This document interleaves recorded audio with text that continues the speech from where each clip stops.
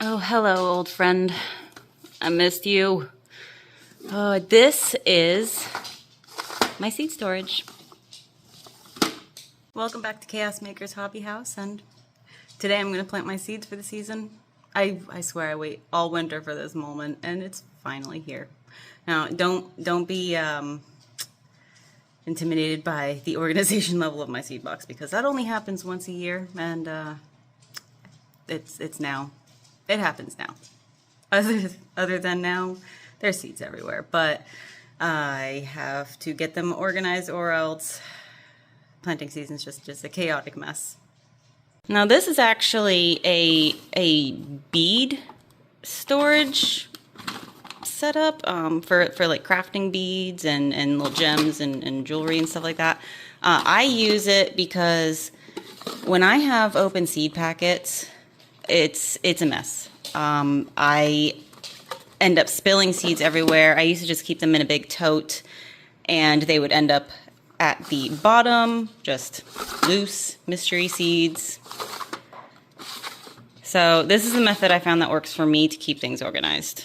Basically, after I open a seed packet, even if I tape them closed, I still manage to either spill them or get them wet or get soil inside them when I bring them outside.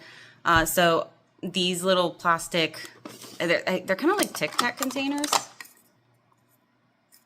I just slap a label on them and put any leftover seeds in them, because I'm not going to use an entire seed packet's worth of seeds in one planting season. And it protects them, keeps them dry, keeps them from spilling. Unopened seed packets I do keep in their own little drawer.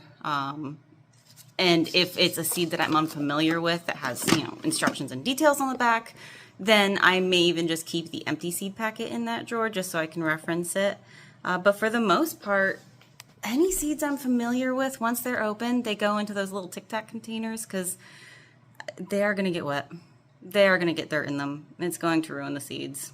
And I mean, as long as you keep seeds stored in a dry, relatively climate-controlled place, they'll last for years. You don't need to throw them out at the end of the season. Just save them for the next season.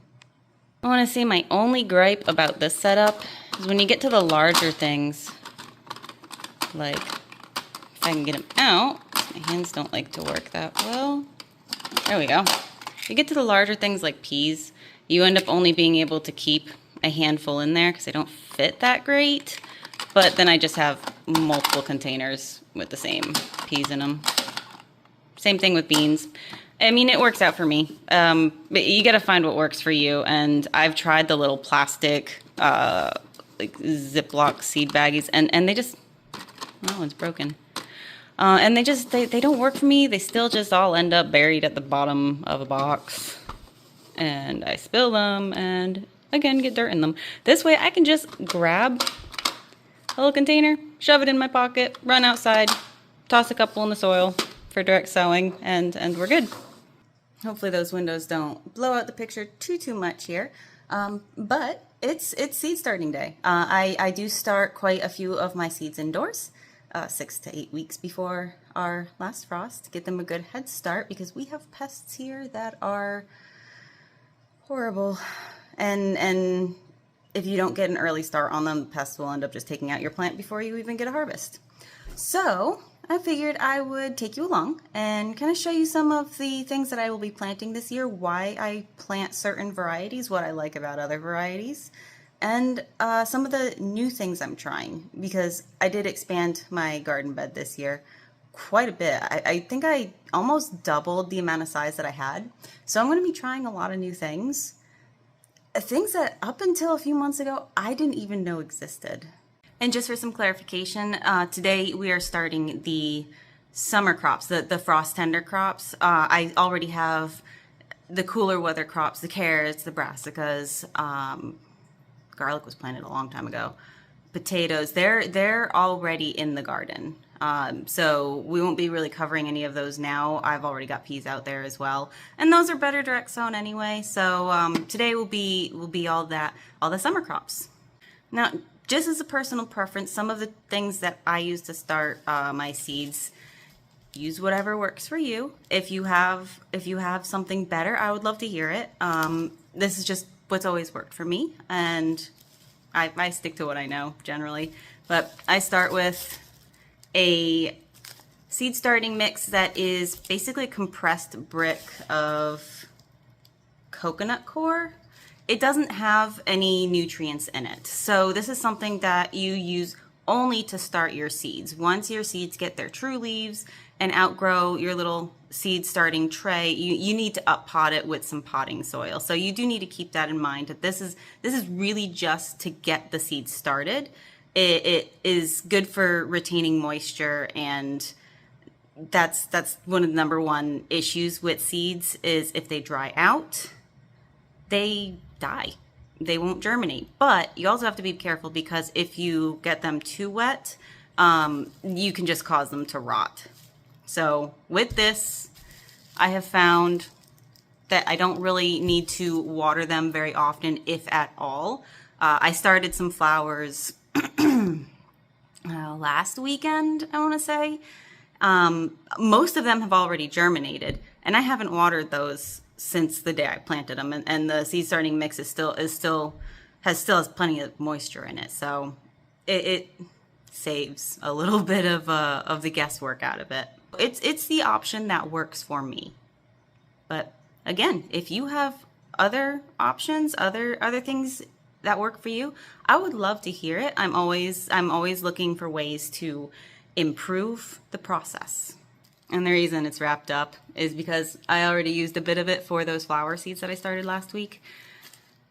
It expands so much once you get some water in it. I used maybe like that thick of a chunk off of this, and it filled an entire seed starting tray. Works great. And it's pretty cheap too. I know some like bagged seed starting mixes are a lot more expensive, but you're kind of paying for the convenience of it already being moist and broken up and ready to use, where you can just scoop it out of the bag and put it in your little containers. Whereas, you know, the compressed block does require a little bit more prep work, but I want to say I maybe spent $4 on that block, and I only use about one a year at most. I also like to use small cell seed starting trays. Like I said, that seed starting mix is only enough to get the seeds going. There's nothing nutritious in it for the seeds to feed off of once they are done feeding off of themselves. There's enough nutrients in a seed to get the plant going. But once it gets its true leaves and roots, it will need more nutrients. So I start out with those small seed cells, fully knowing that once they reach a certain size, I will have to pot them into something larger, because one, they will run out of the nutrients from their seed, because it's a sterile seed starting mix. There's nothing in there for it to really survive on. And two, it will get root bound if it does manage to keep growing to a healthy point, because the cells are so small. So you want to then transplant it into a larger container with actual soil. And once it reaches the point that needs to be transplanted, I like to use these. Plenty of drainage holes in the bottom. They're like the perfect size where you probably won't need to up pot them again, depending on what your plant is, of course, before they have to go in the ground. But it's a nice little upgrade for the plant. Gives you plenty of soil to feed the plant until it does go into the ground.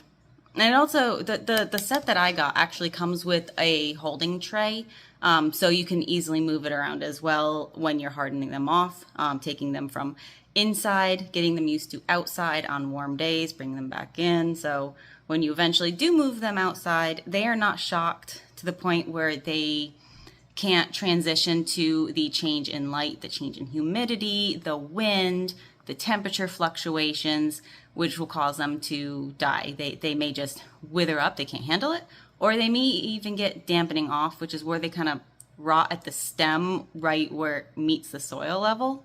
So having something that's mobile that you can just bring inside when it cools down, bring outside, and just increase the amount of time it's outside per day really helps get your plants used to that transition. So when you do go out to plant them permanently in your garden, it's not a huge shock to them. Last year I didn't have a carrying tray for my little cups, and it was a real pain to have to keep bringing them inside and outside. I ended up using a baking sheet to balance them all on, and let's just say that that baking sheet is never getting used for baking again. It got absolutely destroyed, so I made sure to get another set of trays, carrying trays for these things this year. So I broke off some of that mix and put it in a bucket. I didn't do all of it. I still have quite a bit left, just because if I make too much, then I have wet soil left over and don't want it to attract fungus gnats. So I can always make more, but I wanted to show you how much it expands with water.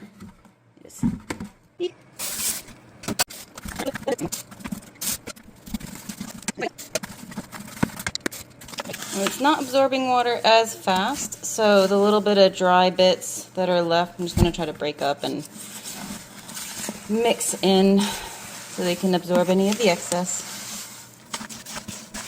You don't want standing water to be at the bottom of it, then it'll just be too much water. Yeah. See, that actually made quite a deep bucket of soil. So I'm not going to bore you with just watching me fill trays with starter mix, but I was watching another channel today, My Gardener channel, and he had mentioned something that was a really accurate description that I think would be helpful. When you're filling those trays, you obviously want to fill them well, and you want to make sure you reduce air bubbles in them, but you don't want to really pack the soil into those trays because it can cause trapped moisture or not enough airflow through the entire area or drainage. And he mentioned when packing your seed cells, push down on them with the same amount of force that you are comfortable pushing down on your eye when it's closed. Background commentary. Sorry about that. But basically, with the same amount of pressure you're okay putting on your eyelid, you can push down the cells a little bit. I don't know, I thought that was a great description, a good way to really explain how much pressure and how packed down you want those to be. And it's the first time I've heard that, so I'll pass on the news. Alright, so I figured I'd start with my favorite, which is summer squash. Bit of a controversial thing to grow in gardens here in the United States, especially on the East Coast and kind of central United States. West Coast, they're lucky. They don't have this particular pest. But we really struggle with the squash vine borer. And there are some varieties that I find are a little bit better suited to combat the squash vine borer, so you can actually get a harvest. But I also have my favorites that they do suffer from that particular pest, but I will grow them anyway because I plant early enough that I will actually get a harvest before they're taken out by the pest. That's another reason I start my seeds indoors so soon, because by the time I transplant them out into the garden, they're almost mature enough to start producing. But some of the ones that I like with dealing with the squash vine borer specifically are the summer squashes that sprawl. They get very viney, they get a very long stem and kind of spread throughout multiple areas and just keep vining away. Because you can bury the stem as it grows, and wherever the stem touches soil, it will reroot. So if a squash vine borer ends up burrowing into your stem, but you have another set of roots over here and they were right here between the new set of roots and the old set of roots, this new set of roots will keep the plant going and just keep burying that stem as the plant grows. And, you know, fingers crossed, the squash vine borer never does a terrible amount of damage above where a new set of roots is, or you just keep burying it and it'll just keep rooting. So my favorite sprawling varieties are the Patterson's White, and I'll put little pictures up here so you can see what they look like. It's a very, very tender skinned, light skinned zucchini, and It is just, it's so good. It's one of my favorites by far, but it is a spreader. So make sure you give yourself plenty of room with that. And the scallop squashes also do really well with that as well. At least the ones that I've tried are a bit sprawling. Scallop squashes are actually the only squash I had last year that made it through the entire garden season and didn't die back until it was frost. They did get hit with the squash vine borer, but they just kept setting more roots. So the Patterson's Golden Marbe, the scallop squash that I really like, as well as the, I misspoke. The Patterson's white squash is a scallop squash. That's a good sprawling variety. So the Patterson's Golden Marbre and the Patterson's white are both scallop squashes that do spread. The long white bush zucchini, long white bush squash, is the kind of mint colored squash, that zucchini squash that I really like. That's really tender, thin skin. I do have issues, severe issues with the pickle worms later in the season with them because they are so thin skinned, but I love them until I can't get them anymore. Yellow crookneck squash, also kind of a go-to. They're sprawler as well. I can usually keep those later in the season than any other type of squash. They kind of go right there with the scallop squashes. Now, I do plant the staples like dark green zucchini, black beauty zucchini. They usually don't last well into the season. The squash vine borers take them out pretty early on, but I try to get what I can off of them in the meantime and do any kind of succession sowing to try to keep them going longer, but it's inevitable. I know that they're not going to make it through a whole garden season. Golden Delight. I didn't have much luck with this last year. I did get a couple squash off of them, but I don't think my plant was located in the right spot. It ended up kind of getting crowded out. It seems like it is a sprawling variety, so I'm trying it again this year. But the few squash that I did get off of it, it's a zucchini and it's yellow, bright yellow. It is so good, but thorny, much thornier than any other zucchini that I've grown. Like the little hairs on the stems and the leaves. You know, even this variety said when I got it that it was, you know, spineless or didn't hurt as much. My hands were still full of spines, so keep that in mind. But the Golden Delight, another really thin skin, tender variety. I know my husband hates the squeak that he feels when he's eating zucchini, the skin squeak. It is really can only describe it as a squeak. Not sure what else to call it, but he hates that. And that seems to be much more prominent with like your classic dark green zucchinis and black beauty zucchinis, the ones with a little bit of a thicker skin. So I like the thin skinned ones. He's more likely to eat it. New variety for me is the Ford Hook zucchini and the gray zucchini. I will let you know how that goes this year, but they are new to me. I saw them on Baker Creek and decided to give them a try. I did try Cocozelle last year, but I think I had an issue with germination. I want to say they germinated, but then had some dampening off issues, so they never made it into the garden. So we're going to give it another try this year. And my squash that I'm most excited to try is actually the Zephyr zucchini. I've only seen it. I've had a hard time finding seeds for it. Well, I finally found seeds for it this year. And it's a two-toned zucchini. It is half green and half yellow. So I'm really excited to grow that this year. Hold on. Sorry, delivery came to the door, and I must say I'm very happy about the delivery. Universal Yums. If you haven't heard of it, it's like the best subscription box ever. Me and my husband do it every year for our anniversary. We get a 6-month subscription, but it's basically snacks around the world. I'm not sponsored by them. I would love to be sponsored by them, but it's exciting. Every month we get a different country in the box, and it comes from sweet, savory, weird, like it's great. Anyway, back on topic. Zephyr zucchini. Yes, so I found the seeds finally. So I'm gonna give them a try this year, and I'll let you know how that goes. I have no idea taste-wise how they're different from your standard zucchini, if they have a thicker, thin skin. All I know is they look really cool and I wanted to try them. So that's what we're doing.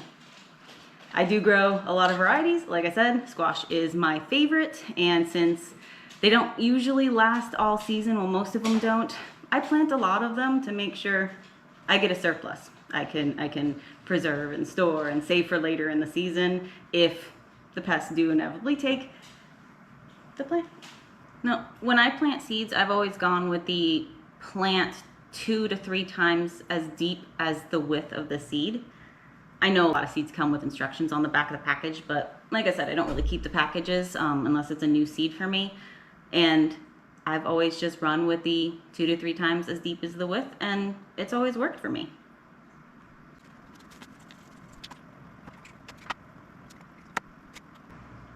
Okay, so I'm trying something new with my tomatoes this year. I usually just grow like cherry-sized tomatoes, the smaller ones, the good snackable sizes, because my husband doesn't eat tomatoes. I'm the only one that eats tomatoes, and if I got a bunch of the big slicers, I'm not making enough sandwiches or stuff like that to utilize the big slicers, and we aren't really a salsa household, so I've always just stuck with the snackable ones, or the ones that I can throw into a dish easily. But this year, I really want to get into canning my own pasta sauces, because that's one thing my husband does love, is pasta sauce. So this year, now that I have the space, I am going to try a variety of larger tomatoes. I'm not 100% sure about any of these larger tomatoes. They were recommendations for me when I asked for a good all-around tomato, one that can be eaten fresh or used in sauces or cooking. So we're just gonna try them and see what comes of them. I was sent old German tomatoes, black from Tula, Acres tomato, and a Pantano Romanesco tomato. I'm not sure if I'm gonna plant that one. I'll have to look it up and remind myself here.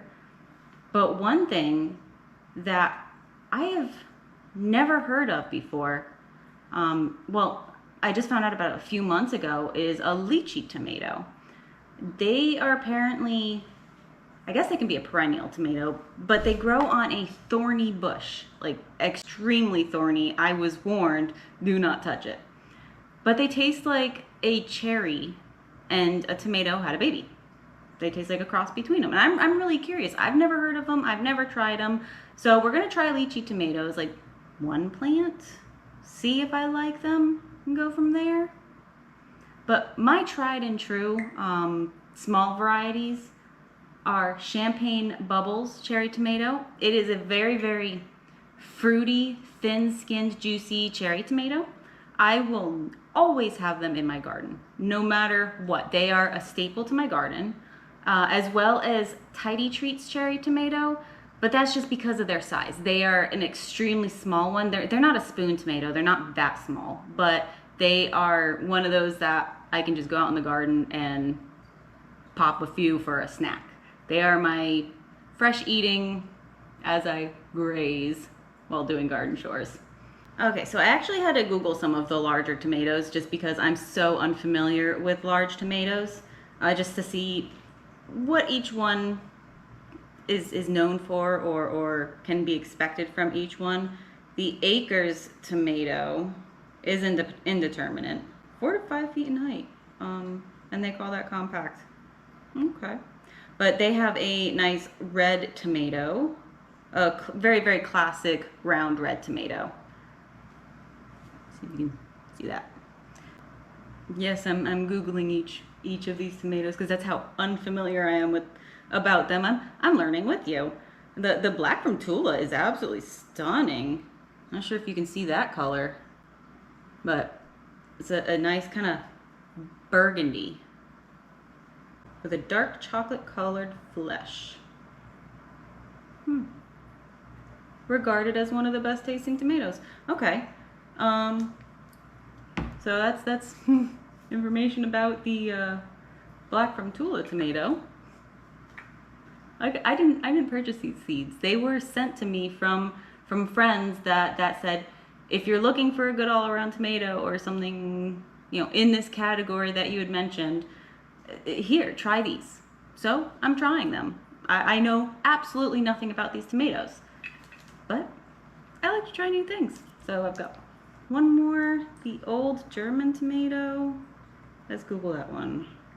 So that's more of kind of an orangey light red. Can get to over 1.5 pounds regularly. One of the largest fruits. Wow. Meaty fruit, indeterminate. Wait, let me get that Romanesco. I don't know if I have room for all these tomatoes. The Pantano Romanesco is not what I thought it was. I thought it was going to be more of a saladette type tomato, but no, it's full size, big tomato. Well, in true flying by the seat of my pants fashion, I'm just gonna plant them all and try to figure out where I'm putting them later, because I don't think I have room for all of them.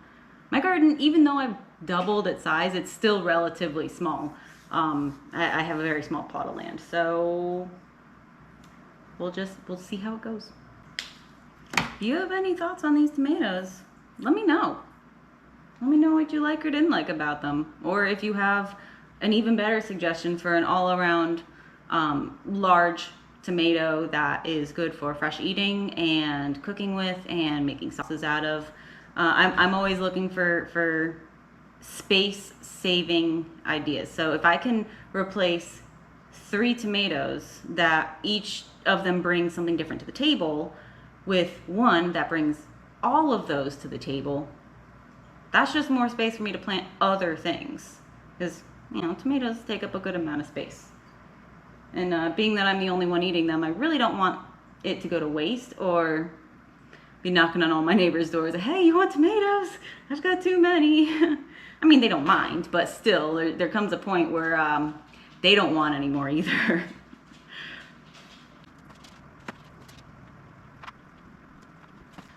Another thing that I'm really getting into, prior to, I guess, last year, I never grew peppers. Last year, I branched out into a couple varieties of sweet peppers, and I'm learning how to cook with them. I've just never been a huge fan of the pepper flavor, but I've really only been exposed to bell peppers. Turns out I just don't like bell peppers. So last year, I grew sweet banana peppers, and it was the Corbaci pepper. Now let me tell you, the Corbaci pepper, wonderful. I still have no idea what to do with it cooking wise, but snacking wise, it is a beautifully fruity pepper. If you let it get ripe to where it's turning red or orange, it's so fruity. It's so sweet. It's very, very good. So I will be growing that again just because it's a delicious snacking pepper for me. And I like to grow things that I can just snack on in the garden, because I don't always have time to prepare everything to put into meals. And then the sweet banana pepper, I found an amazing recipe for stuffed sweet banana peppers, and I have that video on my channel if you want to check it out. But I'm obsessed with that recipe, so I'll grow banana peppers strictly for that. I'll also pickle them to put in sandwiches. They're very, very good. Still trying to find that perfect banana pepper pickled recipe. That kind of like when you go to the deli and you get banana peppers, put in your sandwich from the deli, like one that kind of replicates that. I'm close, just not quite there yet. What I'm trying new this year are Lacea peppers. Is that necessary? Sorry about that. But Lacea peppers, I'm doing all sweet peppers for myself. I'm not a hot pepper person. And I'm trying to find something that I can incorporate into cooking or snacking, basically. And then the yellow Bikinho pepper, I just think they're the cutest little things. They look like little bird heads, little beaks. And then the sweet Italian peperoncini. Those 3 I have never tried before, but when reading about them online, I like the sound of them. So we're experimenting with that.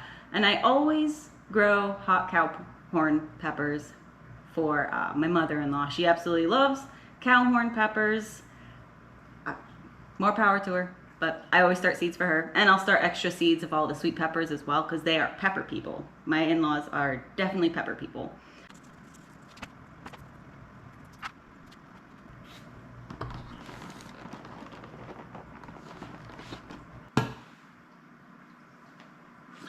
Now, I will be starting my beans direct sown. I won't be putting them in my seed starter here. They'll be directly in the garden once it warms up enough.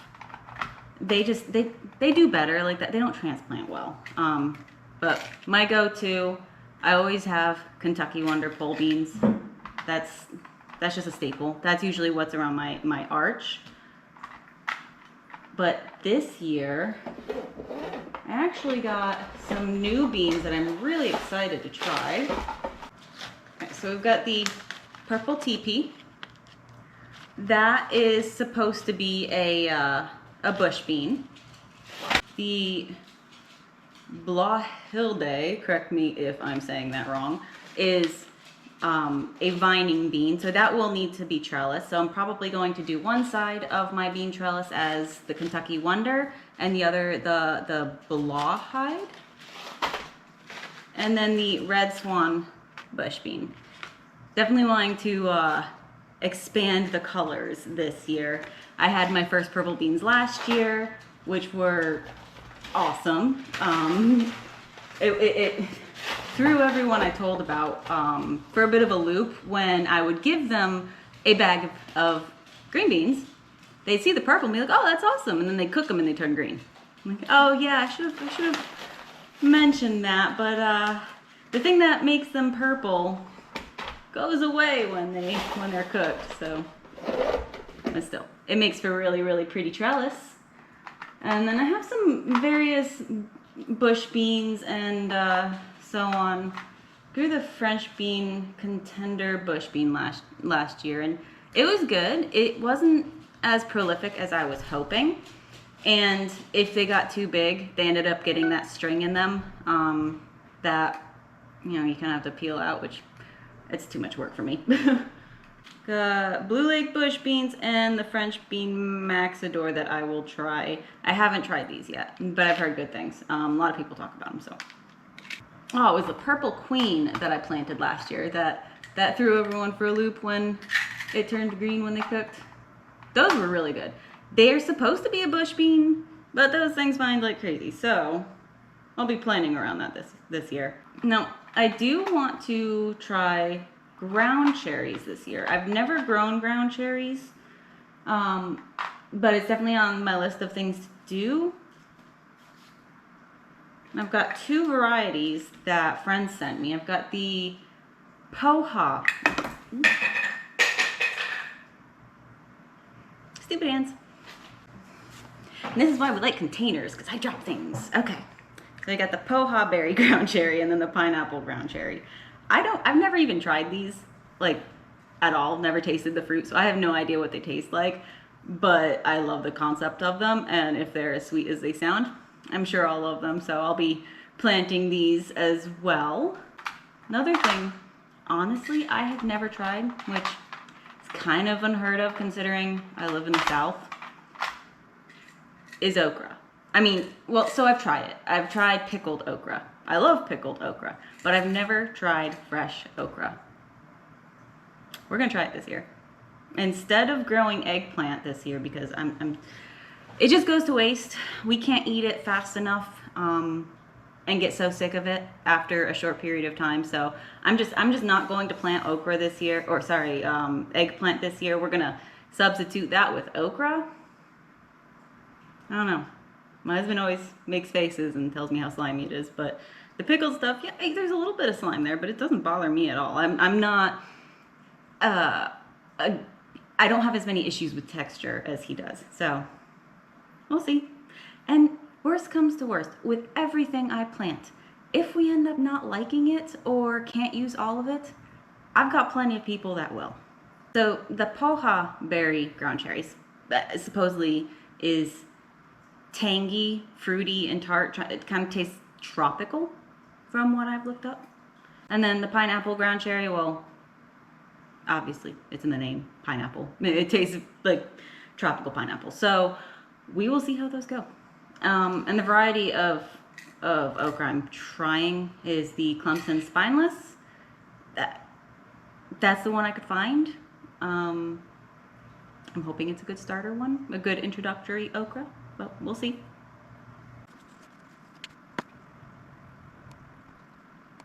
All right, back at it. I had to go get some more seed tags from out in my garden that were used last year. I put tape on them thinking, oh, at the end of the season I can just peel the tape off and reuse them. Easier than trying to get the marker off of them. Well, I was wrong. Marker is easier to get off after a year outside than tape is. Anyway, time for my specialty gourds, loofah and ridge gourd. The loofah, obviously, is loofah. Although, speaking to a lot of people, they don't know that loofah does not come from the sea. And I mean, honestly, when I first thought of loofah and didn't know anything about the plant itself, I thought it came from the sea as well. But loofah, what you use in the shower, is actually gourd. It's a vining plant. The vine gets absolutely massive. And if you let it dry on the vine, you can peel it and use a sponge inside. There are many different varieties of loofah. I'm honestly not sure what variety I have. But they were on one of my trellises last year. That trellis actually collapsed under the weight because it got so big. But you can eat them small. When they're like 6 inches long, you can actually eat them like a summer squash. And ridge gourd, also known as Chinese okra, is another type of loofah or sponge gourd. They are a nightmare to peel. Once they get large and they start to just slightly brown by the stem, that's when you need to pick them, because if you wait for them to dry, you're going to be picking off tiny little crumbs at a time and destroying the sponge in the process. And after you pick them, you need to crack off both ends and then soak it for 4 to 24 hours, and it'll make it a lot easier to peel. But I love the beautiful cascade of flowers it gives. You just get this lush green foliage around my arch, and they have yellow flowers that bloom at different times during the day, and they're quite large flowers, and I love growing them. They make great gifts. Around Christmas I'll have plenty, and I'll just do little gift bags or gift boxes with loofah in them and other things like that. I also make my own kitchen sponges and cleaning sponges out of them. It's one of those novelty things I think I will always grow, unless I just get so many and can't get rid of them and I'm drowning in loofah. But I plan on growing it every year. It was so much fun last year, and last year was the first year I tried it.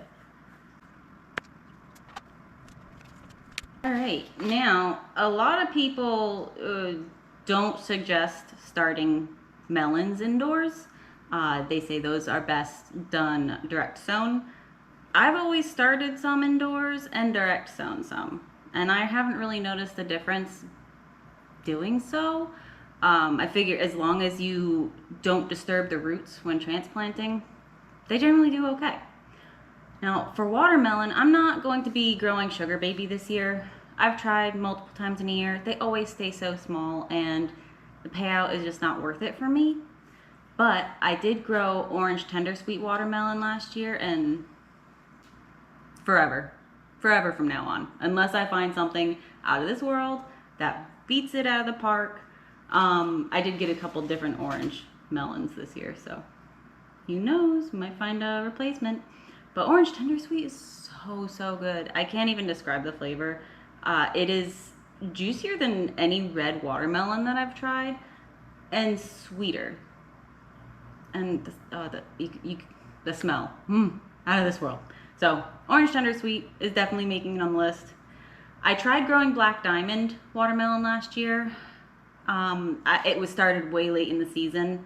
I didn't get my hands on the seeds until way late in the season, so they didn't have time to ripen before the cold came in.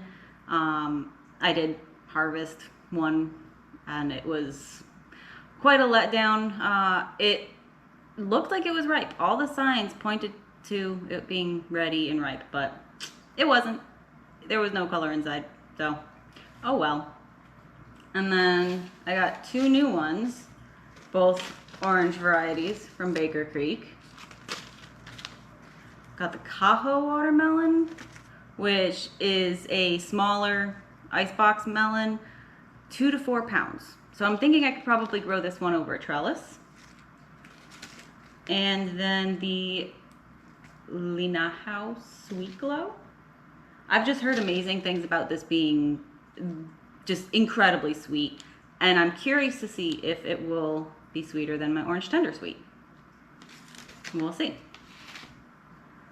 And for non-watermelon melons, I grew this last year for the first time.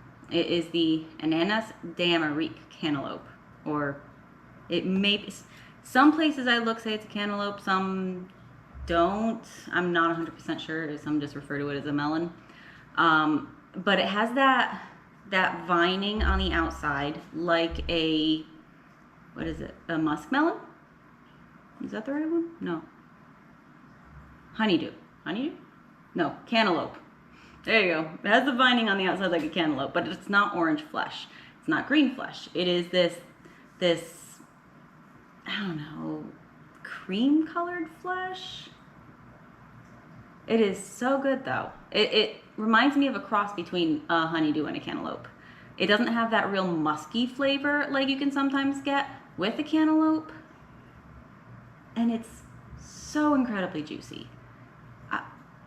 Words can't describe how good it is. It's a very old heirloom that the history is kind of all over the place. Some say it originated in France, while others Italy.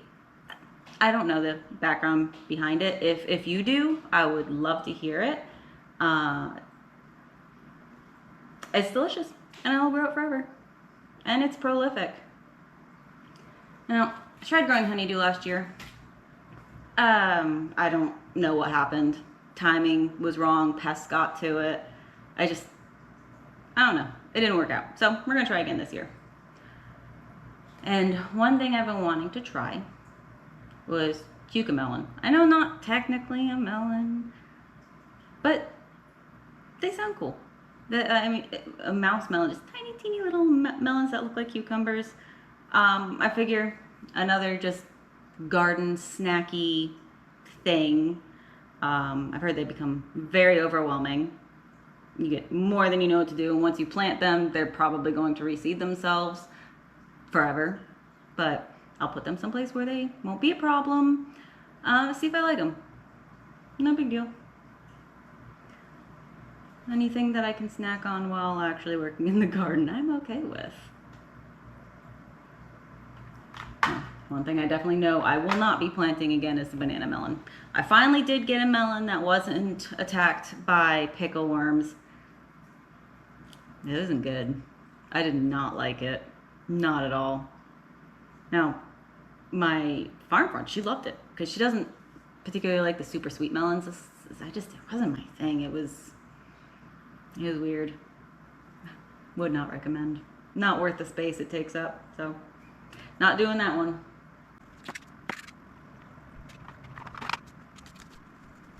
One interesting thing about the Orange Tender Sweet, their seeds aren't black. I'm not sure if it'll focus in on them, but the seeds are tan. And the Black Diamond, they're like brown and speckled. Dog scared the crap out of me. Hold on.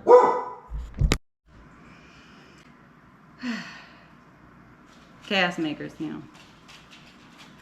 Sometimes interruption happens. It's okay.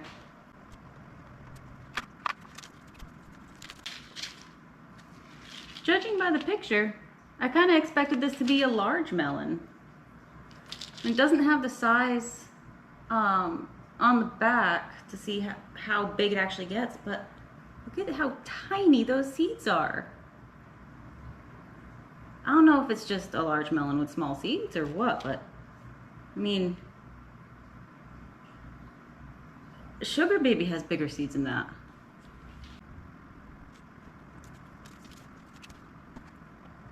So I will direct sow my corn as well. So all that's left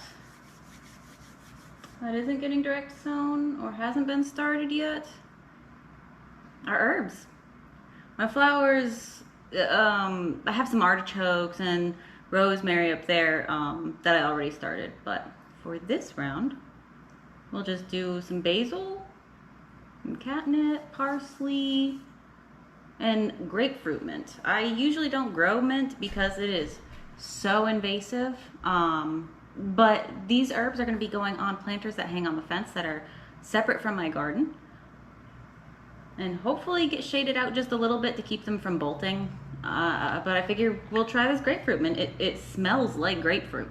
The seeds smell like grapefruit. I've never tried it before. It was sent to me from a friend.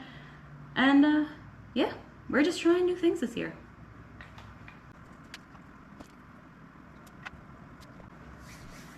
All right, well, I have 6 cells left over that I may just throw some sunflowers in, call it a day.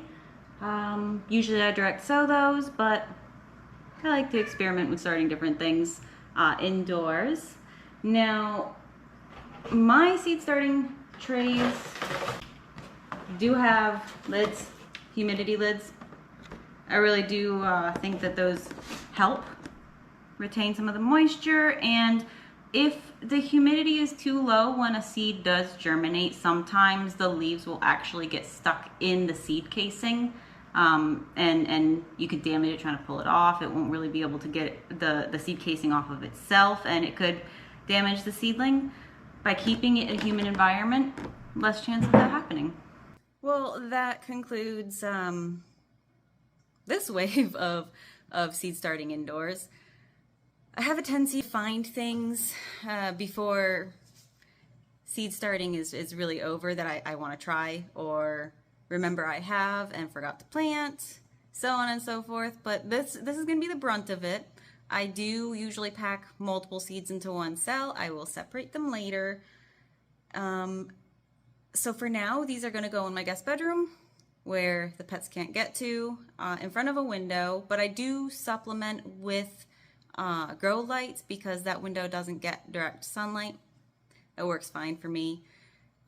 Now, I do have a heat mat, but honestly, I've never used it. Since I'm starting seeds indoors, we're in climate control. It stays, 70-ish degrees in here.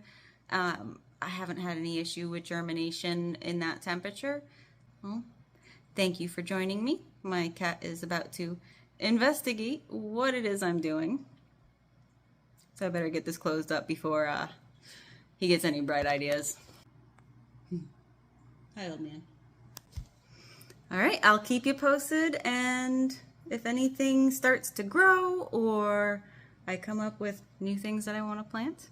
And if you have any recommendations of things I should try, I am all for things that I can pick and snack on as I go. That's a huge part of gardening for me. I have the staple things I like to cook with, but I'm a big snacker. So I'd love to hear your recommendations, and thanks again for joining me today. I'll see you next time. Excited about garden season ramping up. Bye.